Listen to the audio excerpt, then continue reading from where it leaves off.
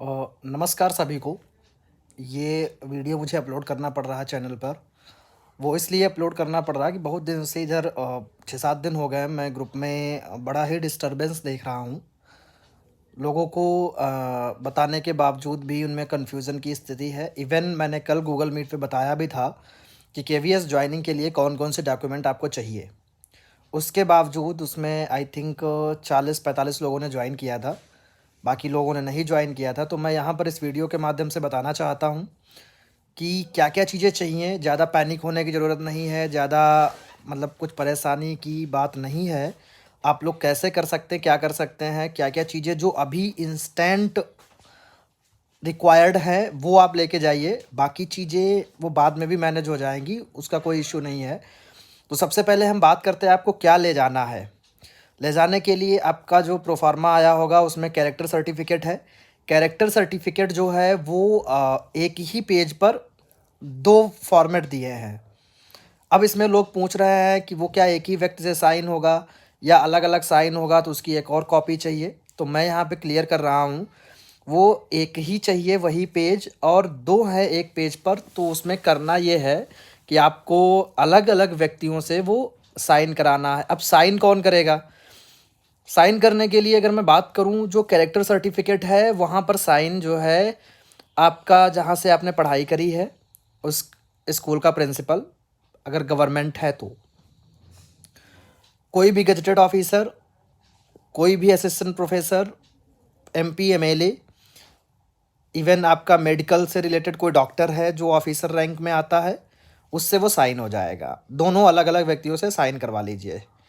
उसमें डिजिग्नेशन उसी का पड़ेगा जिससे आप साइन करवाएंगे, अपना डिजिग्नेशन नहीं डालना है। दूसरा आइडेंटिटी सर्टिफिकेट जो किसी गेजेटेड ऑफिसर से मतलब स्कूल प्रिंसिपल आपका उसमें अगर प्राइवेट है तो नहीं कर सकता है। इसको थोड़ा ध्यान से करिएगा। कोई गेजेटेड ऑफिसर होना चाहिए, तहसीलदार होना चाहिए या फिर आप कह सकते हैं कि एमपी एमएलए होना चाहिए इसी से, क्योंकि उसमें मेंशन्ड है आइडेंटिटी पे कि इतने लोगों के साइन वैलिड है, उनका आप करा सकते हो। दूसरा उसके बाद मेडिकल फ़िटनेस की बात आती है। मेडिकल फ़िटनेस को लेकर बहुत सारी प्रॉब्लम्स हैं लोगों में जैसा कि मैं देख रहा हूँ। तो मेडिकल फ़िटनेस के 2 प्रोफ़ार्मा होंगे। उन दोनों प्रोफ़ार्मा में सीएमओ, सीएमएस, सिविल सर्जन या उसके इक्विवेलेंट कोई मेडिकल ऑफ़िसर है वो उसके लिए असाइन्ड है, वो ऑथराइज़्ड है, वो साइन कर सकता है मेडिकल फ़िटनेस का। अब इसमें कन्फ्यूज़न की स्थिति है, मेडिकल फ़िटनेस हमें कहाँ से बनवाना है? कुछ लोग कह रहे हैं हमें वहीं से बनवाना जहाँ का मैं रहने वाला हूँ या मैं किसी अन्य जनपद, किसी अन्य स्टेट से बनवा सकता हूँ। मेडिकल फ़िटनेस आप कहीं से भी ऑल ओवर इंडिया कहीं से भी बनवा सकते हैं। इवन ऐसा भी होता है कि आप मेडिकल फ़िटनेस बनवा के ले गए, वो आपने किसी भी डॉक्टर से बनवा लिया। कई बार होता है, कई लोगों को जानकारी नहीं होती, बनवा लेते हैं। तो जब आप वहाँ जाओगे अगर प्रिंसिपल को लगेगा कि ये आपका सही नहीं है या सही नहीं बना है तो वो आपको वापस नहीं करेगा। जैसे लोग कहते हैं सर इतनी दूर जाएँगे फिर वापस आ जाएँगे, तो वापस नहीं करेगा। वो आपको कहेगा कि आपका जो विद्यालय है उसी जो जिस डिस्ट्रिक्ट में है तो वहाँ वो आपको उसी हॉस्पिटल में भेज देगा और वहीं तुरंत वो मेडिकल फ़िटनेस बन जाएगा। कोई उसमें दिक्कत ऐसी नहीं है।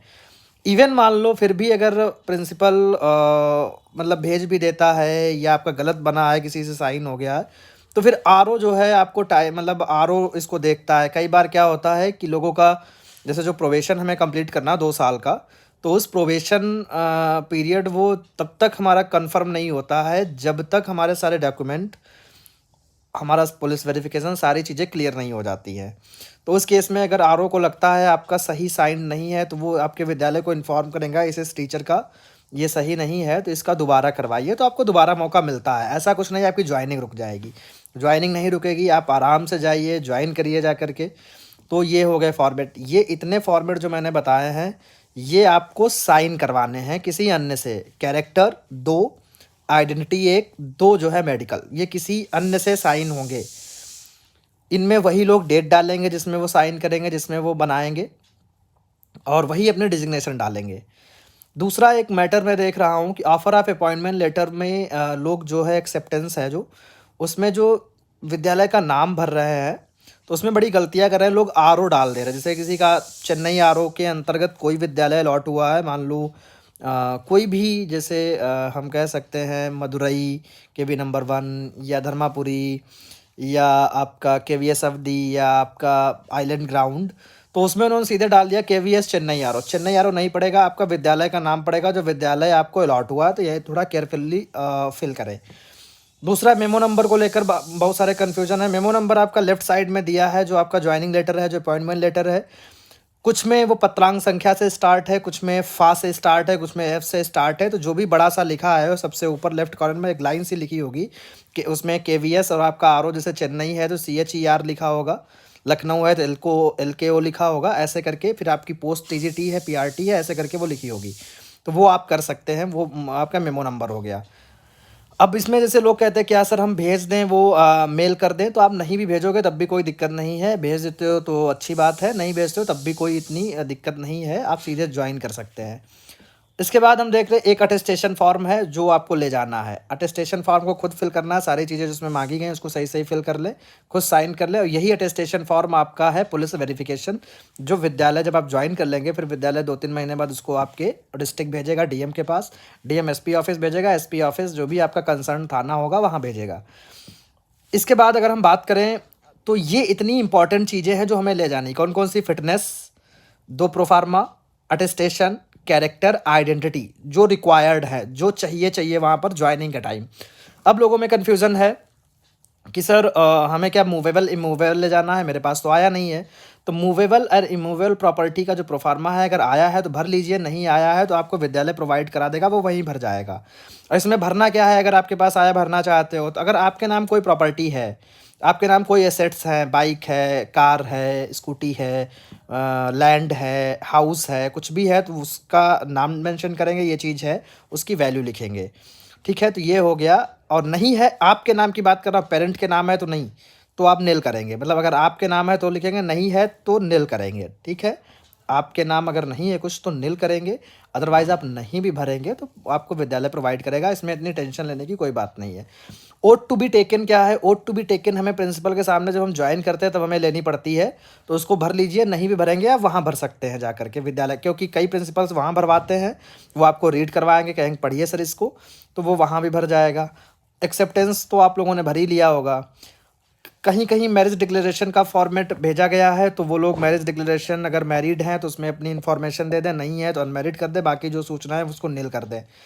और जैसे इसमें है क्या सर मैरिज सर्टिफिकेट बनवाना पड़ेगा, तो मैरिज सर्टिफिकेट की अभी कोई रिक्वायरमेंट नहीं है ज्वाइनिंग के टाइम, वो बाद में आप जमा कर सकते हैं जब सर्विस बुक में आप ऐड करवाएंगे।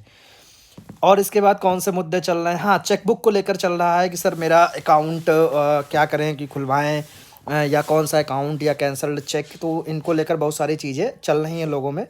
तो बिल्कुल परेशान होने की कोई ज़रूरत नहीं है। आपको कोई भी अकाउंट अगर आपके पास है वो वहाँ पे दे दीजिएगा। कैंसल्ड चेक की कोई रिक्वायरमेंट नहीं है अभी।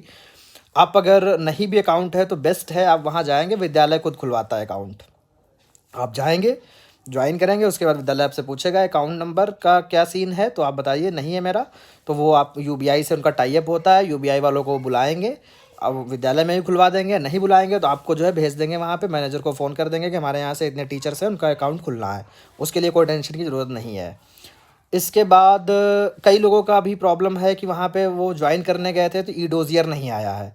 तो ई डोजियर जैसे क्या होता है, लोगों को समझ ही नहीं ई डोजियर है क्या। तो ई डोजियर जो होता है ये आपका जब हम इंटरव्यू के लिए जाते हैं तो इंटरव्यू में जो भी डॉक्यूमेंट हम सबमिट करते हैं वहाँ पे फोटोकॉपी में आप सभी ने किए होंगे, वो आरओ को भेजे जाते हैं, हेडक्वार्टर भेजता है, आरओ आपके विद्यालय भेजता है, वो सारी चीज़ें उससे मैच करी जाती। अब यहाँ पे प्रिंसिपल का कॉल है, वो जो आपको ज्वाइन कराता है, नहीं ज्वाइन कराता, आप कुछ नहीं कर सकते। जैसे कि अगर डोजियर नहीं आया है तो वो आपको मना कर देगा कि सर मेरे पास अभी आपके डॉक्यूमेंट नहीं आए हैं आरओ से, तो जब आ जाएंगे तब हम ज्वाइन कराएंगे। अगर प्रिंसिपल चाहता है आपको ज्वाइन करा देगा, मतलब आपको कहेगा ठीक है क्लासेस वगैरह अलॉट कर देगा, वो जब आएगा हम देख लेंगे उसको, फिर वो साइन वाइन करा देगा, वो उसकी कॉल है। हाँ, लेकिन यहाँ पे हम कुछ कह नहीं सकते कि अगर हम आज गए कहीं पर और वहाँ डोजियर नहीं आया है तो हम उससे लड़ नहीं सकते कि भाई नहीं हमें ज्वाइन कराओ, हम तो आए हैं। तो इसलिए कॉल करके जाएँ, कन्फर्म करके जाएँ, ना जाएँ प्रिपेयर होके जाएँ, आया होगा तो ज्वाइन कर लेंगे, नहीं आया होगा तो हम वहाँ पर वेट कर लेंगे। और इसके बाद कौन सी चीज़ें चल रही हैं? क्वार्टर को लेकर है। क्वार्टर अगर आपको मिल रहा है तो बेस्ट है, आप ले लीजिए, बेटर है, क्योंकि केवीएस में दूर रहना है तो क्वार्टर होगा तो वहाँ पे सराउंडिंग्स में लोग रहते हैं, आपकी मदद करेंगे, क्योंकि हमें वहीं रहना है परमानेंट मान के चलिए। बहुत सारी दिक्कतें आती, कभी कुछ स्वास्थ्य खराब हो गया, कभी कुछ हो गया, कभी कोई चीज़ है, तो आपस में लोग एक दूसरे का सहयोग करते हैं, अच्छा भी लगेगा, आप जो है एक साथ रहेंगे।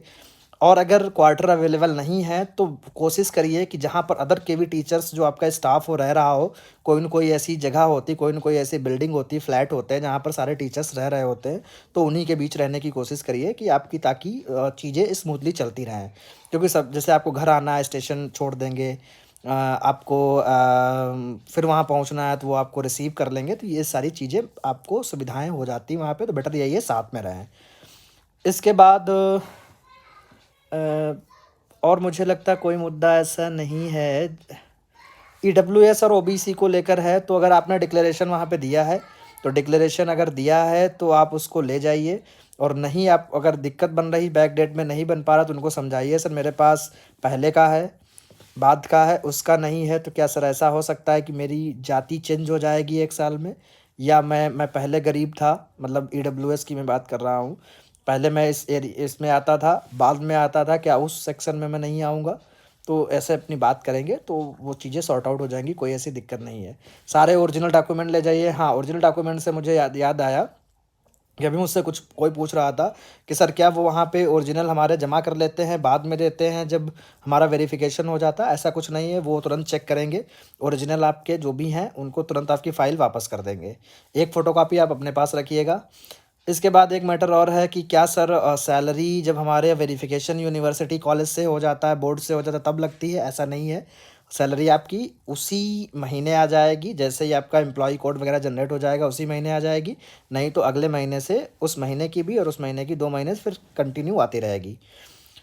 और कुछ ऐसा जो मैं देख रहा हूँ जिसको लेकर, सारी चीज़ें मैंने बता ही दी हैं। अब बाकी कुछ अगर पूछना हो तो आप मुझे लिख सकते हैं, मैं आपको बताऊँगा कि कैसे क्या करना है। और हाँ, जल्दी से जल्दी जॉइन करने की कोशिश करें। हाँ, सीनियरिटी को लेकर बड़ा ग्रुप में चल रहा है कि सीनियरिटी कौन-सी बनती है। तो सीनियरिटी क्या है कि विद्यालय की सीनियरिटी बनती जो पहले जॉइन करता है। जैसे विद्यालय में जितने टीचर होंगे, तो सब्जेक्ट वाइज़ जो पहले जॉइन करेगा वो सीनियर होगा। और वैसे भी जो मतलब अगर होल स्टाफ की बात करें तो जो पहले जॉइन करेगा वो सीनियर होता है। तो सीनियरिटी में जैसे विद्यालय से रिलेटेड जो भी आपके बेनिफिट्स होते हैं वो सीनियर को मिलते हैं, क्वार्टर अलॉटमेंट या अन्य चीज़ें वो पहले आपको दिया जाता है। और सीनियरिटी का एक नुकसान भी है कि सारे काम फिर आपको ही करने पड़ेंगे, क्योंकि आप सीनियर हैं, सारी चीज़ों में आप लगाए जाएंगे, कई चीज़ों में। तो उसका खैर फ़ायदा भी मिलता है, आप एक्टिव रहेंगे, चीज़ें सीखेंगे। दूसरा है प्रमोशन के लिए, और उस चीज़ के लिए जो सीनियरिटी लिस्ट बनती है वो ऊपर से डिसाइड होती है आपकी मेरिट के हिसाब से। मतलब जैसे आपको उसमें लेना है, हमें सिलेक्शन ग्रेड मिलता है, चयन वेतनमान, प्रोन्नत वेतनमान, ये सब मिलता है, तो उसके लिए सीनियरिटी हमारी मैटर करती है। जो हमारी हेडक्वार्टर डिसाइड करता है वो हमारा नंबर बेस्ड होती है, तो उसमें कोई ऐसी दिक्कत नहीं है। और क्या था? अभी मुझे इतना ही पॉइंट याद आ रहा है, मैं बहुत दिनों से देख रहा हूँ। तो आपको केवल कैरेक्टर ले जाना है, आइडेंटिटी ले जानी, मेडिकल फिटनेस ले जाना है, एक्सेप्टेंस ऑफ़र को फिल कर लीजिए, ये मेन है। अटेस्टेशन फॉर्म इतना ले जाइए, बाकी सेकेंडरी हैं वो बाद में भी चलते रहते हैं, वो बाद में भी आपके हो जाएंगे, उसमें कोई ऐसी दिक्कत नहीं है। बहुत सारे प्रोफार्मा लोग भेज रहे हैं। हाँ, थोड़ा सा है बॉन्ड को लेकर, क्या हमें बॉन्ड असर सबमिट करना पड़ेगा? तो बॉन्ड इस बार से नहीं है, वो स्टाम्प पेपर पे नहीं देना है, उसकी कोई दिक्कत नहीं। पहले था 2 लाख वाला बॉन्ड, अब नहीं है।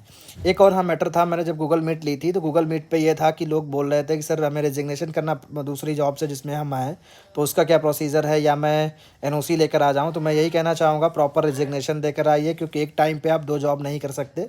अगर आप किसी ने कंप्लेंट कर दी, आपकी नौकरी खतरे में आ सकती है, इसलिए बेटर यही है एक जगह से पूरा अपना क्लियर करके आइए, रेजिग्नेशन दे दीजिए। अब इसमें मैटर है, बहुत से लोग कह रहे हैं रेजिग्नेशन सर हमारा ले नहीं रहे, तो आप अपना रेजिग्नेशन दे दीजिए, उस पर साइन करवा लीजिए। रिलीविंग अगर नहीं भी दे रहे हैं कोई बात नहीं, आप मेल कर दीजिए, स्पीड पोस्ट से भेज दीजिए, उसके लिए आपके पास प्रूफ होगा कि मैंने यहाँ पर रिज़ाइन कर दिया, यहाँ से मैं इस विद्यालय नहीं जा रहा हूँ। तो ये सारी चीज़ें हैं। इसके बाद अगर मुझे कुछ लगता है कोई पॉइंट छूट रहा है तो आप मुझे बताइए कमेंट में। और मेरे ग्रुप से ऐड हुई है, मेरा नंबर है उसमें 9451940747। बहुत सारी जो भी क्वेरीज़ हैं मैं आपको दे दूंगा उस पर। मिलते हैं, जय Hind, all the best, join करिए, बेस्ट विशेस। बाकी बहुत सारी चीज़ें हैं वो बाद में हम डिस्कस करेंगे।